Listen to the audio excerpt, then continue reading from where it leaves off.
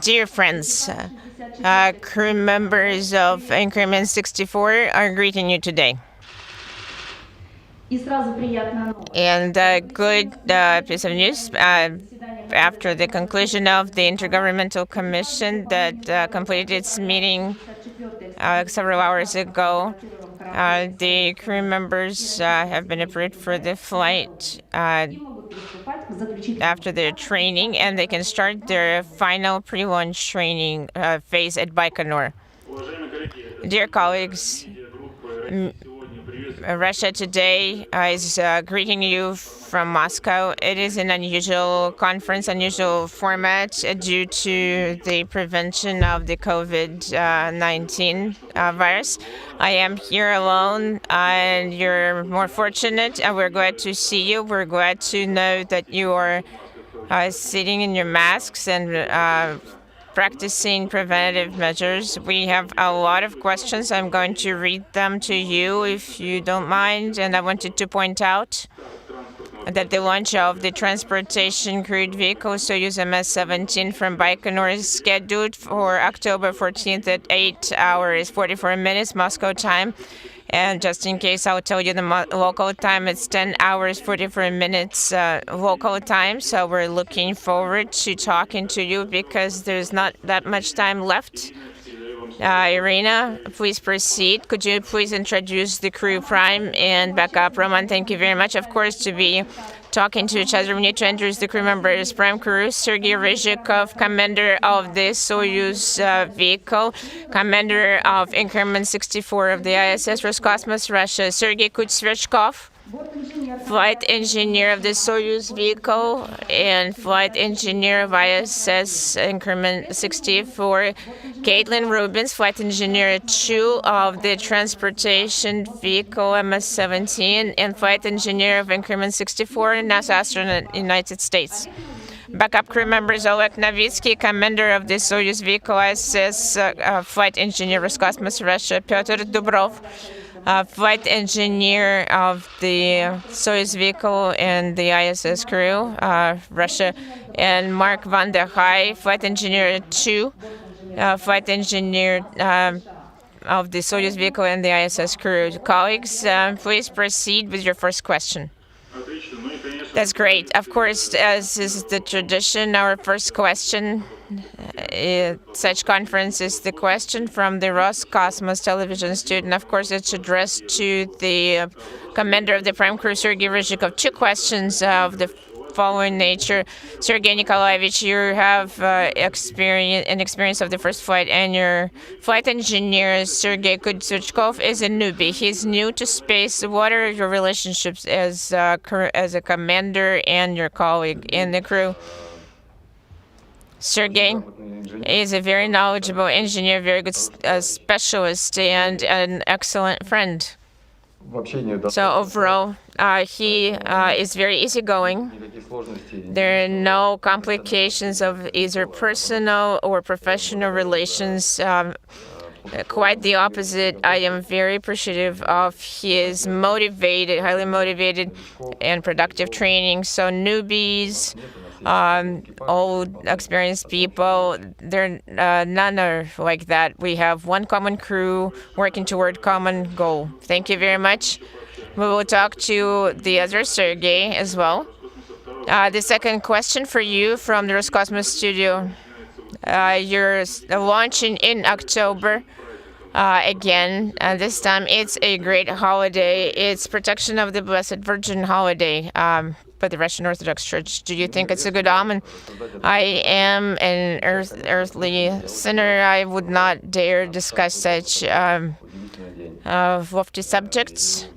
We're very happy, though, that this is such a wonderful day when we're launching. Each day has good omens. We just need to find them, accept them, and be appreciative of them. We are fortunate to be preparing for the launch on such a wonderful day, and we're glad and we're hoping everything is going to be fine. Thank you very much. Every success during your preparations for launch and during your increment.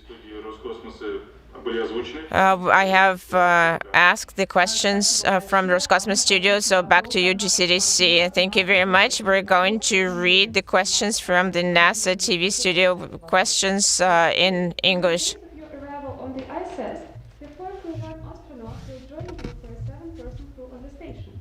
How important is the addition of the commercial crew capability to the station? And what will this expanded crew mean in terms of conducting additional science on board during your expedition? Thank you. We're very excited to have the arrival of Crew 1. This represents the first operational crewed flight to the space station from SpaceX. And it's going to be busy on board. We're going to have a lot of people there. I think we're going to be all happy to be together in space. And it will allow us to conduct many more experiments on board. So we're really seeing full utilization of space as a scientific platform. Да, мы очень рады тому, что коммерческий экипаж прибудет, поскольку это будет первый пилотируемый экипаж, который прибудет на станцию на борту корабля SpaceX. Нас будет достаточно много человек в это время на борту, и мы счастливы, что это позволит, мало того, что найти новые возможности технические на станции, в том числе расширить количество экспериментов, которые будут проводиться на борту. Спасибо большое и сразу же. And the second question, И телестудия Роскосмос и same as Roscosmos and the NASA TV. Could you please read the question? 2nd of November marks the 20th anniversary of the start of the permanent human presence on board the ISS. In terms of its significance, how should history books reflect this accomplishment as it pertains to future human exploration? И я переведу сразу этот вопрос. 2 ноября исполняется 20 лет со дня начала постоянного присутствия человека на борту МКС. Насколько исторически важным является это достижение применительно к будущим исследованиям человечества? 20 years is an incredible accomplishment. I think it reflects the amazing engineering that's gone on to build this International Space Station. And when we approach the space station in the Soyuz, it's incredibly impressive how large it is, how long it's been there, and that it functions in space as our scientific and our research home. So I think it's incredibly impressive, and I'm very proud and happy to be there during this impressive anniversary.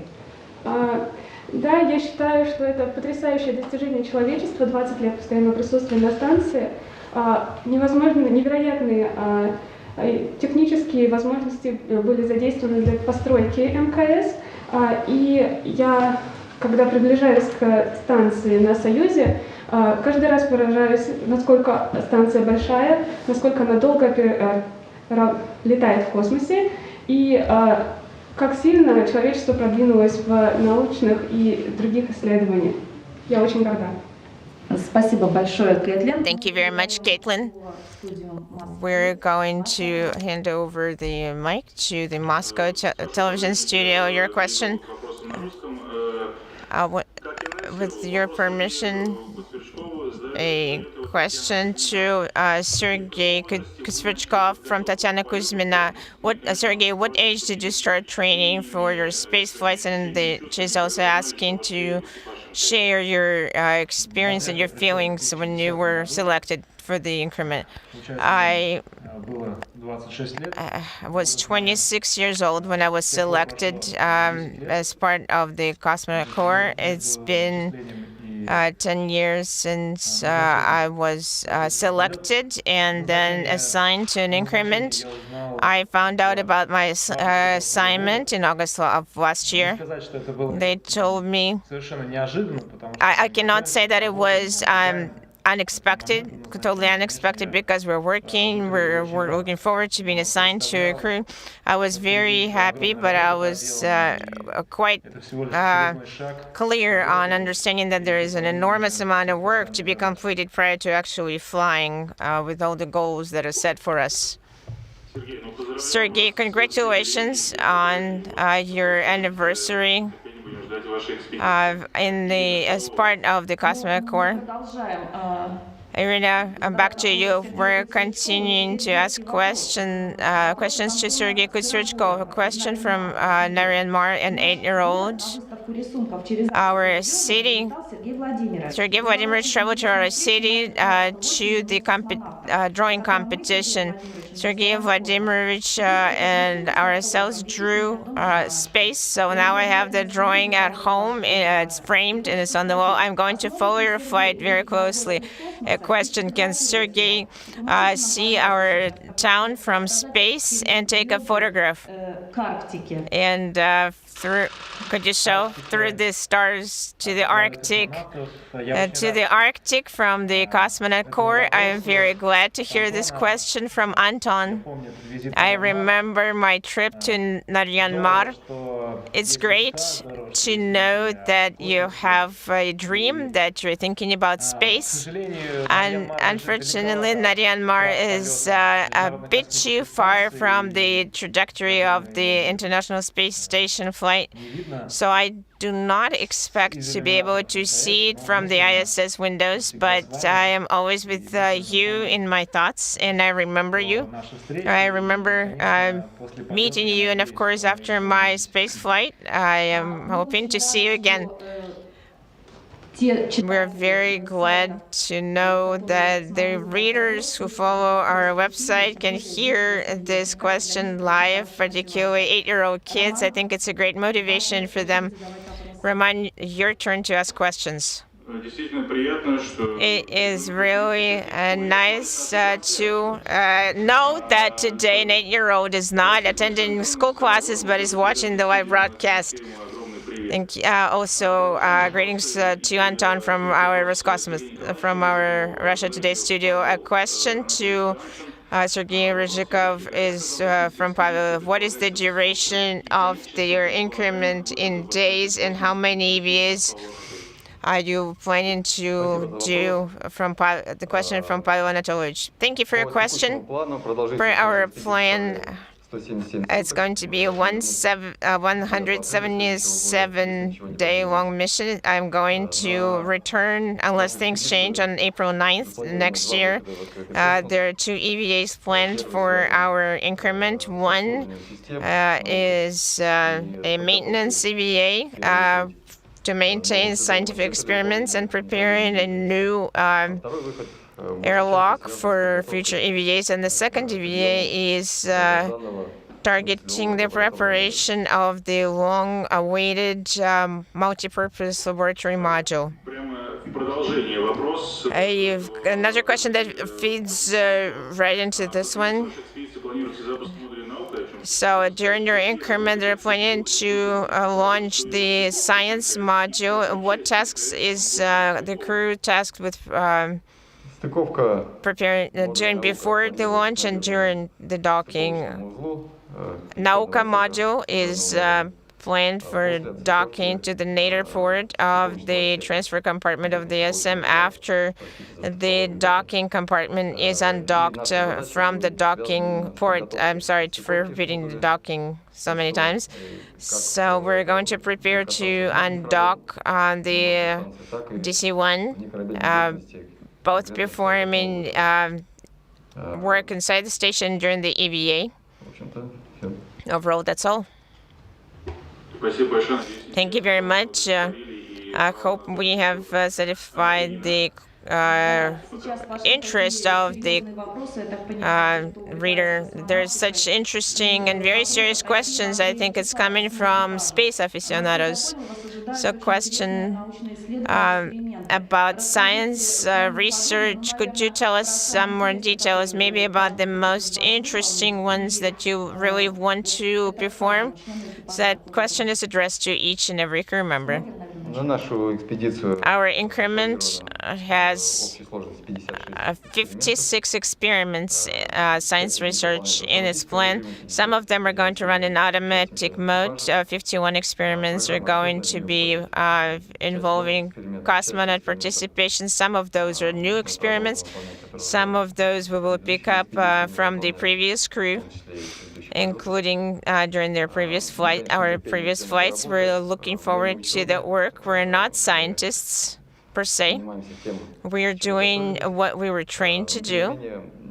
However, we're very motivated to complete our program well, to make sure the expected contribution, our expected contribution in the science research is going to be good and very meaningful. I wanted to say that there is a difference in how you assess the outcomes of the experiments. Experiments take a long time to run and then assess the results and confirm or dispel some hypotheses or theories. So it's hard to outline some significant moments or aspects. Being ordinary people, we are interested in seeing some specific results. However, during our increment, there is no plan to grow any plants in space. The previous increment had the a little space hothouse Lada for delivery, and it didn't quite make it on that flight. Sergey, over to you. Yes, we do have a very wide range of science experiments planned in the program. We understand the importance of completing those science experiments.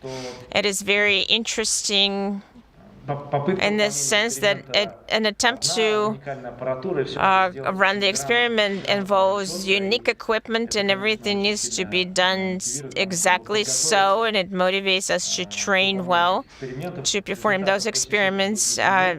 People on the ground are really looking forward to getting the results. For myself, it's very interesting to work with the glove box experiments in zero gravity. In particular, the experiment with stem cells. It's a very interesting experiment. Interesting research. It would be interesting to see the results that scientists get after we return the samples to the ground. Along with that, there are interesting science research, such as medical experiments, that we need in order to prepare for longer duration flights or go and explore distant space in order to advance our space flights. For myself, there are a lot of very interesting experiments on board. I am a scientist, and biological experiments and research are the most interesting. Back in 2016, we had a cell experiment, and we're planning to work with this cell research again, looking at how the cells grow and how they interact with each other on board. I'm also interested in the microbial research, and we're planning to collect over 1,000 samples of different microbes from inside the station. We might be using our equipment in order to identify what microbes are present inside the station. We have talked about science research and experiments, and so the entire flight, we're ready that you're going to work. We're going to get the results. A question from Asif Andrei. When you come back, what are you going to do first and foremost after you come back home? That question is also to the entire crew. Well, we're going to go through the rehabilitation after the space flight and prepare our report, and then slowly and gradually go back to work on the ground. Question to Caitlin first, and then we'll ask the question. Well, I think the question to Sergey Sverchkov will be asked after the flight. Caitlin, what are you going to do after a flight? Rehabilitation is very important because it's very important for us physically. We have a very good program. And while I was on board the station, I have a feeling that it would be great to be outside.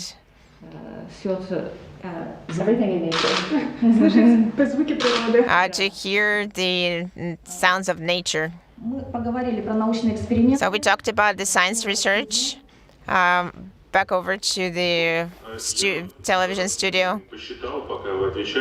While you were answering the question, so basically you're going to run one experiment every 3 days, and that's a very good plan.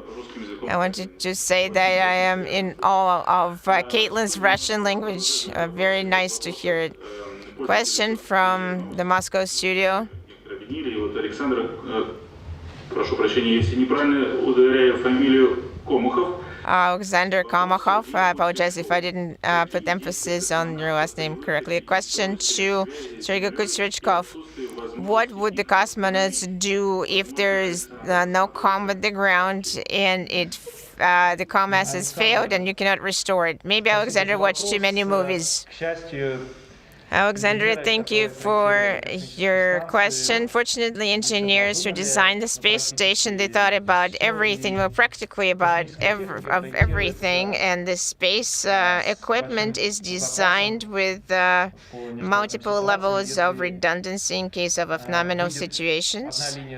If one comm string goes out on the Russian segment, we can use the backup string. Along with that, we have additionally several comm lines that we can use on the US segment. We also have ham radio, amateur radio, that we can use to use open channels of communications. We have many redundant lines of communications. We also can use broadband comm using relay satellites with the speed of 100 megabits per second. So we have redundant comm assets on board, and the likelihood that all of them are going to fail all at the same time is highly low. We have all the instructions, and the crew members are well trained to perform independent actions in case there is no comm with the ground. Alexander has another question. I think it's really following a movie plot. Sergey, a question for you as well. Is there a specific set of actions for cosmonauts in case you encounter alien life? If we encounter alien life, if we encounter Earth life, we're going to be friendly, well-meaning, as we are every day. Well, to be serious, there are no specific instructions for that case, because nobody has ever encountered any attention from any other civilizations while flying in space, any others except for the Earth civilization. Well, you answered all Alexander's questions. So basically, you're going to use a human approach to aliens if you encounter them. Thank you, Roman. Question from Nikolaev Igor, an earthly question to Caitlin. Will you be able to participate in the presidential election while being on the ISS? Yes, we have that opportunity. I have already filled out a form. So you're very civic-minded, yes. A question from Moscow. A question from Mark, Sergei Kud-Sverchkov. You have a lot of questions coming your way today. Can you compare Russian spacesuit Orlan with the U.S. spacesuit EMU, because you were trained in both of those? And can we count on a U.S. segment EVA with your participation? Yes, I can compare both spacesuits, but I think in the interest of time, while being live today, we're not going to we're not going to compare the details, technical details of the spacesuits. Both of the spacesuits are a miracle of design and space technology of both Soviet and Russian engineers and U.S. engineers who work on spacesuits. I hope that there will be no need to perform a U.S. segment EVA with my participation because I'm trained as a U.S. EVA operator only in case of an nominal situation. I hope everything goes as planned, everything will be nominal, and my work in open space for U.S. segment goals will not be required. Thank you very much. I hope Mark is happy with the question. Thank you very much for your diplomatic answer. I understand. GCTC, over to you. To make sure our backup crew is not getting bored, we have a question from the Belarus National Television. Oleg Viktorovich, this is your training for a third flight. Do you have any new tasks for you and the crew? And maybe you have some EVA plans for your crew. Svetlana, thank you for your professional memory. I hope that our flight, which is going to take off next year, will have enough EVAs. That is a small professional dream of mine because I have a feeling of some professional shortcomings, sort of. Crew members should be ready for anything, and I find the opportunity of going EVA during my increment very appealing. So I am keeping my fingers crossed, and I hope I will be able to perform EVAs during my increment, working inside and outside the station. Okay, and we'll be keeping our fingers crossed for Oleg Novitsky to make sure his EVA does take place. Television studio in Moscow, your next question.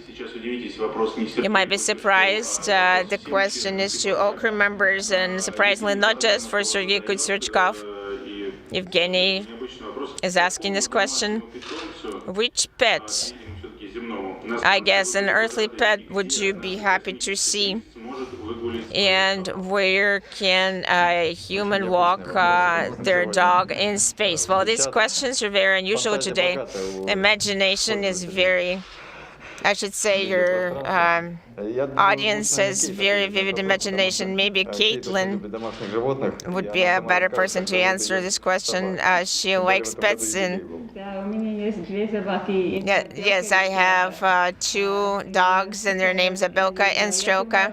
I miss them, but I don't think space is a very good place for dogs. It's for people. Okay, that's great. Thank you very much. Evgeny, this is the answer to your question. Irina, over to you. Let's go back to the U.S. crew members, to prime and backup crew members. What do you think about the Russian pre-launch traditions, for example, watching the movie White Sun of the Desert? And do you have something similar? Yes, I like the Russian traditions. I think they go back a long time ago in space exploration, and that is a very meaningful moment when we participate in this tradition. We have a new program in the United States, program, Space Crew Dragon. I don't know if they have their new traditions, but I think the crew will need to think now what kind of traditions they're setting for 50 years from now. Mark van der Heij flew into space already, so he can probably share his experience of the Russian traditions. Для меня чувствует как длинный путь, и я только маленький часть этого. И это хорошо для меня, что каждый человек. It's good that everyone who's come before me has gone to the same tradition. Thank you very much. Thank you. Roman, over to you. С удовольствием. Gladly, we have some questions. Question from Dmitry Strugovets. I think the most popular subject is as follows. Did you get a COVID vaccine prior to your flight? If not, would you like to get a vaccine? It's a question to the entire crew. As we have mentioned previously, the International Space Station right now is the safest place on the planet or in the near-Earth orbit. There's no need for us to get the vaccine because we are currently following strictly all the preventative measures, and we have a very good support team making sure we do. And from myself, I would say I wouldn't get the vaccine right now because I am very careful about it.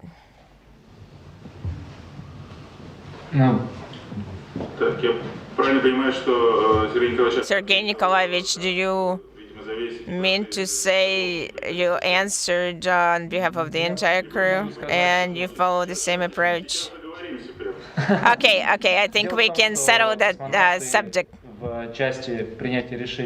As cosmonauts, as far as making health-related decisions, cannot make independent decisions. A decision to give or not to give a certain vaccine with cosmonauts' consent, of course, is still made by the medical team, because the health of the cosmonaut is not just his personal matter of health, but the cosmonaut is a person who is executing government goals, and his health is a priority. As soon as the vaccine goes through trials and testing, and its reliability has been established, then I'm sure the decision will be made whether cosmonauts should be vaccinated in a timely manner.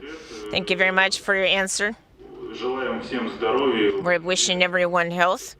We're confident, but since we agree with you that ISS is the safest place, and the mask wearing is being strictly observed, and I'm sure everything will be fine.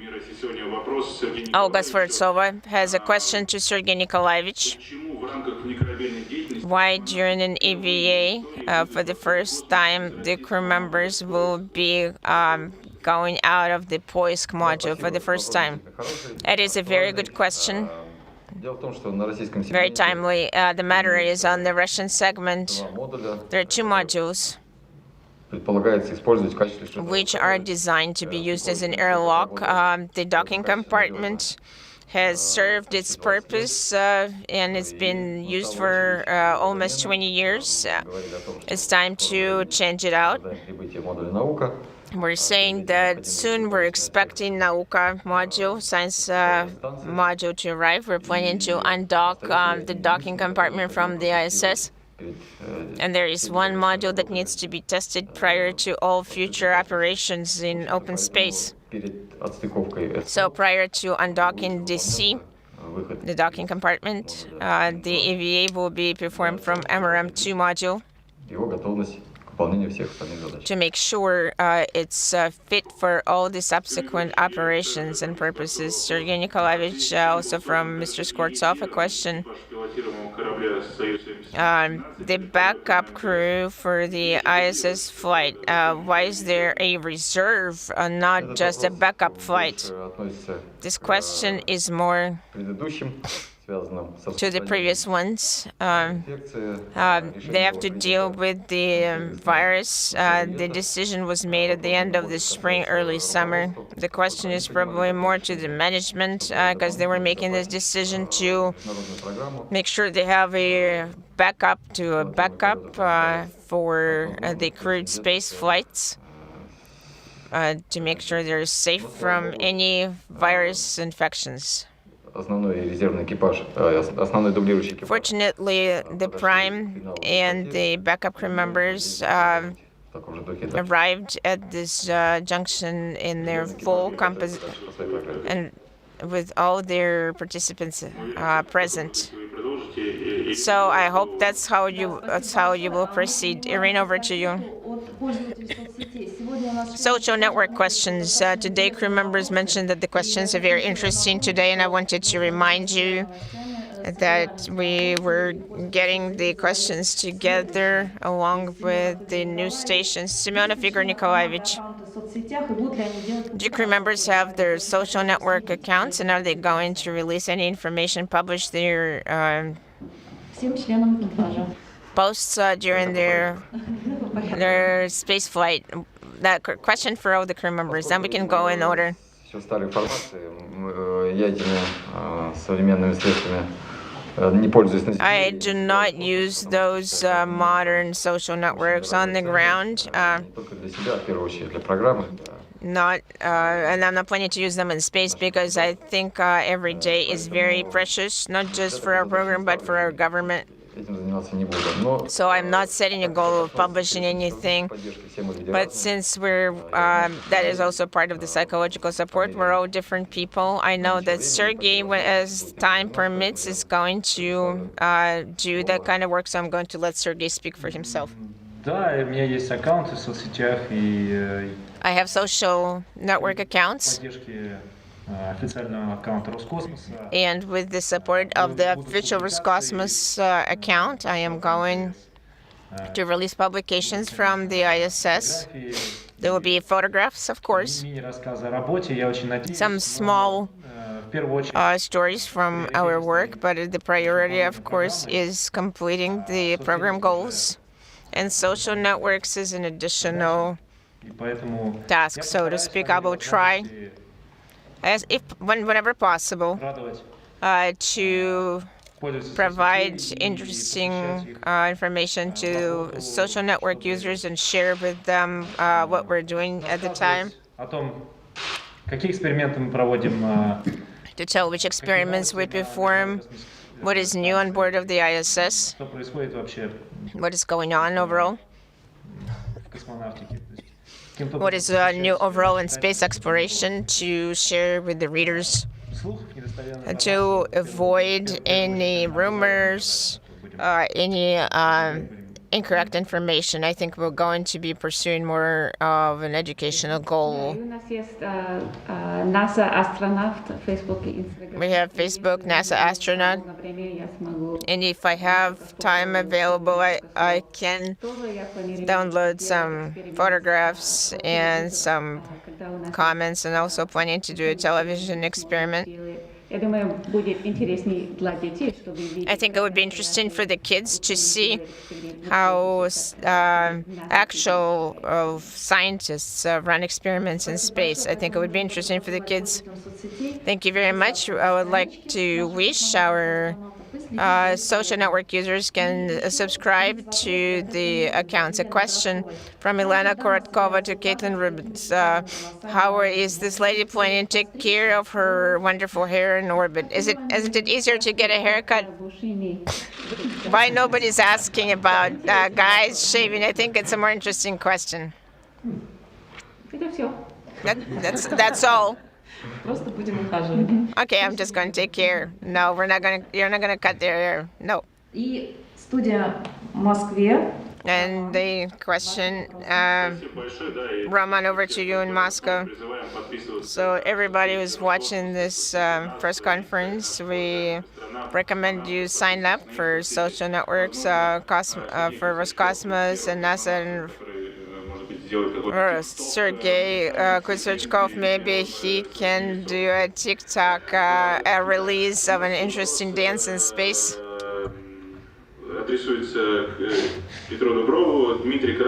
Dmitry Korolov is asking the next question. You can't fail to answer the question from a person with the last name of Korolov. Fedor Dubrov, you're fairly new to the Cosmonaut Corps, and you got selected as a backup crew member, and you are a civil pilot, not military. How did you make it? Thank you for this question. The criteria were quite complex. The demands were both on the training and experience and health. The requirements were softened in a way from the previous records. We are still experiencing the same loads, so the demands and requirements are pretty strict, but they're doable. Any person who is taking care of their health and keeps up with learning can meet those requirements. As far as civil specialists participating in spaceflight, it goes back a long way. Back in 1964, Sergei Korolev was sending a request to the Soviet government to make sure that engineers could participate in the spaceflight, but back in time, training and selection of cosmonauts were performed by the Air Force, so it was very complicated to make that decision. But despite that, already in 1964, cosmonaut Fektistov performed his spaceflight, and after that, there was a separate cosmonaut corps formed from engineers and civil specialists. Since that time, civil specialists participate in spaceflight. Open call for cosmonaut corps allowed to participate in the cosmonaut selection from both RC Energy and other industries, because there are a lot of very smart, very knowledgeable, and highly motivated people working in other industries whose civic experience is very useful in spaceflight. I am very grateful for that particular opportunity. Thank you very much for your answer. Over to GCTC. I wanted to remind that GCTC at this time is performing selection to cosmonaut candidates, those who decided to risk it and file an application. Now they're undergoing the selection. Also, Caitlin Rubens has a lot of admirers in Russia, and they know your biography so well. They even asked the following question. Tatiana Anisova, Caitlin, you're a biologist, and you studied Ebola virus and hemorrhagic fever viruses. Would it be interesting for you to study COVID-19 in space? These viruses are very dangerous.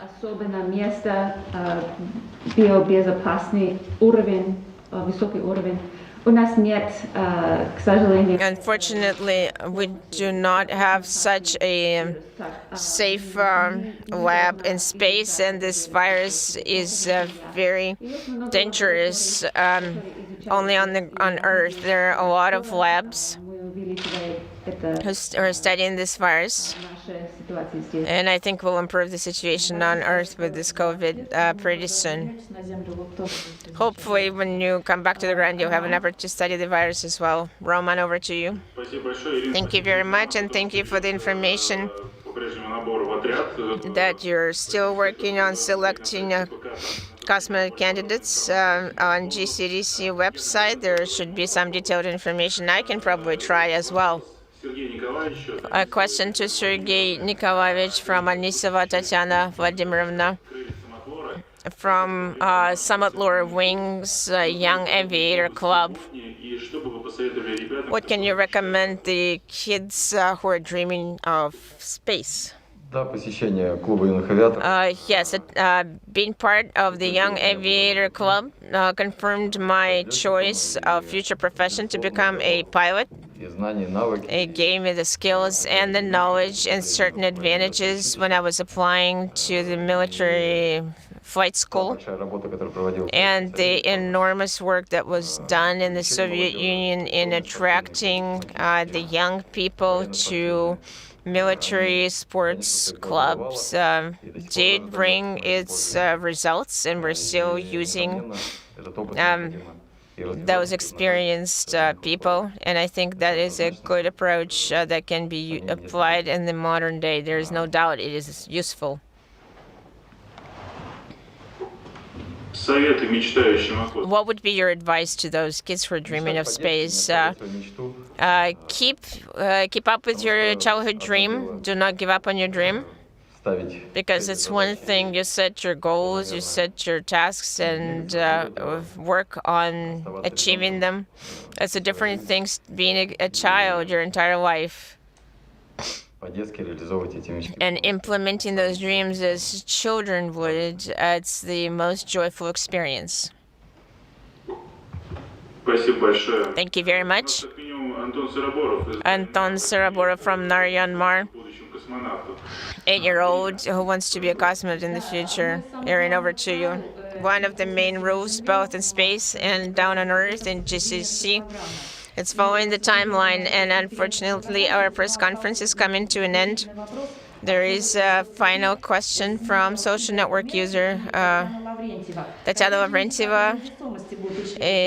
What would be the zero-G indicators the guys are going to bring along as personal items? I'm not the most original in this regard. The same as during the previous flight, I'm going to bring two miniature books. I am going to take a stone from the Pavor mountain. I'm going to take, since it's our call sign, a small pouch with our native soil, because it's part of our crew emblem. As a G indicator, I'm going, since that is the commander's choice, and I like the idea of the previous crew. When Anatoly was preparing for his flight, and they made such a teddy bear, a space explorer teddy bear, making sure they keep it for their grandkids. Since I'm I'm still only dreaming of grandkids, I decided to hand this over to Sergey because he likes to travel, and his spouse made a very interesting space explorer character. So I appreciate the commander's decision to let me use this little cosmonaut that was hand knit, as our zero-G indicator. We decided to call him Yuri. You probably understand the reason why. He's going to be our good luck charm. And he is going to spend the time with us from the very launch to the very landing. It's going to be our good luck charm. He's going to remind us of our families, of our home. Caitlin, did you want to add something? Personal items. Okay, photographs, our family's photographs. And also science equipment, so I can use it to run additional experiments in my free time. So on such a nice note, we're going to wrap up our press conference. Thank you very much, Roman. Thank you very much, everyone. Thank you, everyone who was asking questions. Sergey, I would like to ask your spouse to start knitting those cosmonauts for sale. I think it's going to be a very popular souvenir for Roscosmos, particularly if they have flown into space. But overall, wishing you every success to astronauts and cosmonauts. Thank you very much for you being all together. Thank you very much. Thank you.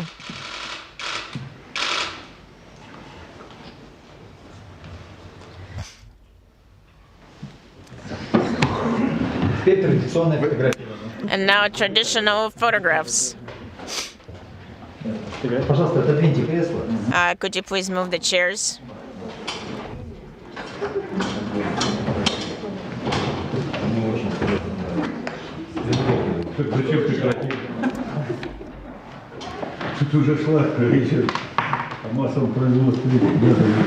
Так, пожалуйста, дайте экипажа. Командиры в центре. Please make sure the commanders are in the center of the photograph. Turn a little bit sideways. Attention, please. Do we need to smile? Yes, please smile. Thank you. And also, prime crew, please move to the center.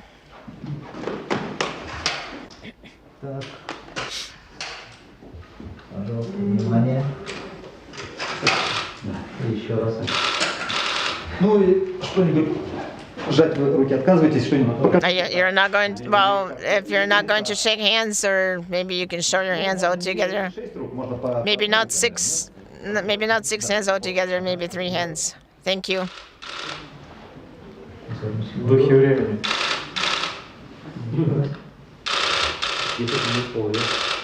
Все, спасибо. That's all. Thank you very much. Thank you, everyone. Everything was great.